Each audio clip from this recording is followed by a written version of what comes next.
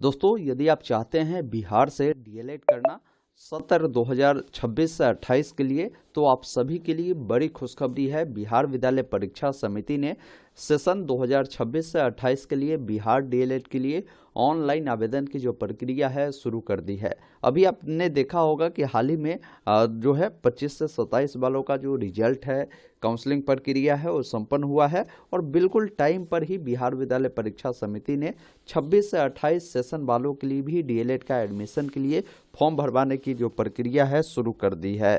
हो सकता है आपको यकीन ना हो, तो यह ऑफिशियल नोटिफिकेशन देख लीजिए। बिहार विद्यालय परीक्षा समिति के द्वारा जारी किया गया है। प्रारंभिक शिक्षा में डिप्लोमा, जिसे हम लोग डीएलएड के नाम से जानते हैं, सत्र 2026 से 28 में नामांकन के लिए ये जो सूचना है जारी किया गया है। इसका प्रवेश परीक्षा जो है जनवरी में ही आयोजित होने वाली है।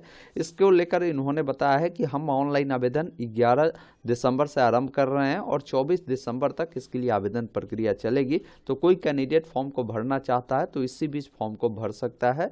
और डीएलएड कोर्स करते हैं तो आप टीचर बनते हैं, ये पता होगा आपको। तो बाकी मैं सारी प्रोसेस दिखाता हूं फॉर्म को भरना कैसे है। इस वेबसाइट पर आने के लिए गूगल में ऑनलाइन अपडेट एसटीएम लिखेंगे। यह वेबसाइट ऑनलाइन अपडेट stm.in का मिलेगा। इसे ओपन करेंगे। लेटेस्ट अपडेट में ही बिहार डीएलएड एडमिशन 2026 का लिंक मिलेगा, जिस पर क्लिक करेंगे। सारी जानकारी आपको यहाँ पर भी बताई गई है, आप देख पाएंगे। जैसे ये कोर्स आपका 2 सालों का होगा। इसके लिए परीक्षा जो होगा ये ऑनलाइन सीबीटी के माध्यम से होगा। 11 दिसंबर से लेकर 24 दिसंबर तक फॉर्म फिलअप की प्रक्रिया कर सकते हैं। इसकी परीक्षा है 19 जनवरी से लेकर 18 फरवरी के बीच में जो है आयोजित होगी। एडमिट कार्ड आपका जो जारी होगा 10 जनवरी 2026 को जारी होने की पूरी संभावना है। बाकी फॉर्म भरने के लिए आप कम से कम जो है 12वीं कक्षा पास होने चाहिए, आपका उम्र न्यूनतम 17 वर्ष होने चाहिए, तो फॉर्म को आप भर सकते हैं। फॉर्म भरने का आवेदन शुल्क, कोई candidate EWS, BC, EBC, general वाले हैं तो 960 देना है। एससी, एसटी, दिव्यांग को 760 रुपये देने होंगे। तो ये सारी चीज़ें हैं। बाकी आप एग्जाम पैटर्न भी देख सकते हैं, किस किस सब्जेक्ट से प्रश्न आपके पूछे जाते हैं। वो सारी चीज़ें देखने के बाद यहीं पर ऑनलाइन अप्लाई का लिंक दिया है, आप इस पर क्लिक करेंगे, इस वेबसाइट पर आएंगे। पहली बार आते हैं तो new candidate register, new candidate का जो ऑप्शन है ना, इस पर आपको क्लिक करना है। अब यहाँ पर बोला गया है कि जो भी जानकारी आप भरते हैं ना, आप अपने जो सर्टिफिकेट मार्कशीट है उसके अकॉर्डिंग भरें। आपका जो भी नाम है अपना नाम लिखेंगे, अपना नाम को दोबारा से कंफर्म करेंगे, अपना ईमेल आईडी लिखेंगे, अपना मोबाइल नंबर देंगे, एक पासवर्ड क्रिएट करना है जिसमें एबीसीडी का बड़ा अक्षर, छोटा अक्षर, कोई भी सिंबल, कोई भी अंक आप जरूर उपयोग करें। वही पासवर्ड दोबारा से आपको कंफर्म करना है। रजिस्टर वाले विकल्प पर क्लिक करना है। आपके नंबर पर ओटीपी गया है, ओटीपी को फिल कर रजिस्टर वाले विकल्प पर क्लिक करेंगे। इस प्रकार देखेंगे आपका जो रजिस्ट्रेशन है सक्सेसफुली कंप्लीट हो गया है। अब आपको अपना मोबाइल नंबर जो पासवर्ड सेट किया है उससे डालकर लॉगिन करना है। लॉगिन करते ही आपके सामने इस प्रकार जो ये फॉर्म है खुलता है, बिहार डीएलएड एंट्रेंस टेस्ट 2026 के लिए। यहाँ पर देखिए आपको बोला गया है, पहले 3 लाइन इन्होंने बोला है कि इस आवेदन पत्र में लिंग, आरक्षण श्रेणी, दिव्यांगता स्थिति, इसके अलावा सैनिक कर्मचारी के आश्रित होने न होने की जानकारी, इसके अलावा उर्दू अध्ययन की स्थिति से संबंधित विवरण जिनका प्रभाव परीक्षा फल एवं जो संस्थान आवंटन पर पड़ता है, तो ऐसी जानकारी को जो है सावधानी पूर्वक भरें। अगर आप सही से नहीं भरते हैं तो अगर मान लीजिए भविष्य में आपको संशोधन का मौका नहीं मिलता है तो फिर आपका जो एडमिशन प्रक्रिया है वो भी रुक जाएगी, आपका आवेदन भी नहीं होगा। इसके अलावा बोला गया है कि आवेदन पत्र के अन्य सभी विवरणों को सही सही भरें और ये जो भी जानकारी आप भरते हैं ना, वो अपने मैट्रिक के सर्टिफिकेट मार्कशीट के अकॉर्डिंग भरें। बाद में त्रुटि आपका सुधार नहीं होगा। इसके अलावा 3 नंबर में बोला है बिहार राज्य से बाहर के अभ्यर्थी सेलेक्ट डिस्ट्रिक्ट में अदर स्टेट का जो विकल्प है आपको चयन करना है। तो ये समझ गया होगा। अब बताना है किस सेलेक्ट डिस्ट्रिक्ट, तो आपका जो भी डिस्ट्रिक्ट है ना, आप यहाँ से अपना जो डिस्ट्रिक्ट है उसको सिलेक्ट करेंगे। वही बिहार से बाहर वाले हैं तो सबसे नीचे अदर स्टेट का भी ऑप्शन है, आप इसको चुन सकते हैं। और यदि बिहार से है तो डिस्ट्रिक्ट जैसे ही चुनेंगे तो अब बिहार के निवासी है तो यहाँ पर ऑटोमेटिक यस रहेगा। अब बोल रहा है कि आप अपना जो है डोमिसाइल सर्टिफिकेट, जिसे हम लोग निवास प्रमाण पत्र के नाम से जानते हैं, उसे पीडीएफ फॉर्मेट में 500 केबी में अपलोड करना है। देखिए अगर मान लीजिए पीडीएफ नहीं बनाने आता है ना, तो अपना निवास प्रमाण पत्र का फोटो खींच लीजिए, गूगल में कन्वर्ट जेपीजी टू पीडीएफ लिखिए, यह वेबसाइट आएगा। यहाँ से जेपीजी फाइल को आपको सेलेक्ट करना है। मान लीजिए ये आपका निवास प्रमाण पत्र है तो इसको सेलेक्ट कर कन्वर्ट टू पीडीएफ पर क्लिक करें और यहाँ से डाउनलोड करेंगे ना तो आपका ये पीडीएफ बन गया। अब उसको अपलोड करने के लिए इस पर जाकर यहाँ से इस फाइल को जैसे ही सेलेक्ट करेंगे तो सक्सेसफुली फाइल भी आपका अपलोड हो जाएगा। आप चाहे यहाँ से देखना तो देख सकते हैं, गलत अपलोड हुआ है तो डिलीट कर दोबारा से अपलोड कर सकते हैं। आपका जो भी नाम है देखने को मिलता है। बाकी माता जी का जो भी नाम है आपको लिखना है मैट्रिक के सर्टिफिकेट के अकॉर्डिंग।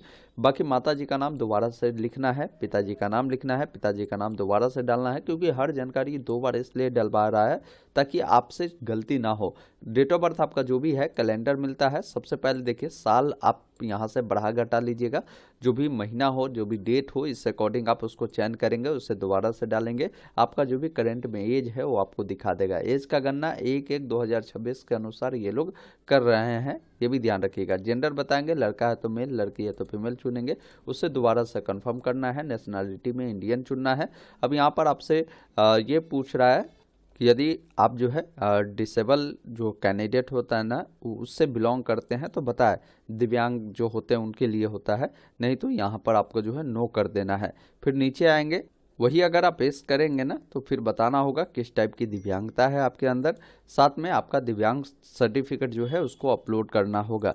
फिर यहाँ पर पूछता है यदि आप जो है डिपेंडेंट सन है या अनमैरिड डॉटर है, मान लीजिए आपके जो अभिभावक है सर्विस से रिटायर है या डिफरेंस पर्सन रहे हुए हैं, तो वैसा है तो आप यहाँ पर बता सकते हैं, एस कर सकते हैं, नहीं तो नहीं वाले विकल्प पर क्लिक कर फिर उसे दोबारा से आपको कंफर्म करना है। फिर देखिए यहाँ पर आपसे पूछता है कि आपने जो है 12वीं में उर्दू सब्जेक्ट अगर आपने स्टडी किया है तो एस करें, नहीं तो नहीं वाले विकल्प पर आपको क्लिक करना है और उससे दोबारा से यहाँ से कन्फर्म कर देना है कि आपने पढ़ा है या नहीं पढ़ा है। फिर आपने इंटरमीडिएट में जो भी स्ट्रीम लिया था, साइंस लिया था, आर्ट लिया था, कॉमर्स लिया था, उसको यहाँ से सेलेक्ट करेंगे, फिर उसे दोबारा से कंफर्म करना है। फिर आपसे पूछता है कि इंटरमीडिएट आप पास कर चुके हैं तो यस करेंगे, और अगर नहीं पास किए तो यहाँ पर आप नो करेंगे। तो यहाँ पर बोल रहा है कि 2026 में अगर आप इंटरमीडिएट देने वाले हैं तो भी आप इस फॉर्म को भर सकते हैं, यहाँ पर आप एस कर सकते हैं अगर 2026 में अपेयर होने वाले हैं तो। अगर आप मान लीजिए पास पहले से ही है तो आप यहाँ से एस कर दीजिएगा। फिर यहाँ पर आपको जो है जानकारी देना होगा सब्जेक्ट के रिगार्डिंग। इसमें देखिए बोल रहा है एजुकेशन क्वालिफिकेशन में सबसे पहले मैट्रिक के बारे में बताया कि मैट्रिक आपने जो किया है किस बोर्ड से किया है, सभी बोर्ड का नाम मिलता है। बिहार बोर्ड वाले बिहार स्कूल एग्जामिनेशन को ही चुनेंगे। बाकी जो भी आपका रोल कोड है रोल कोड लिखेंगे, जो भी रोल नंबर है वो लिखेंगे।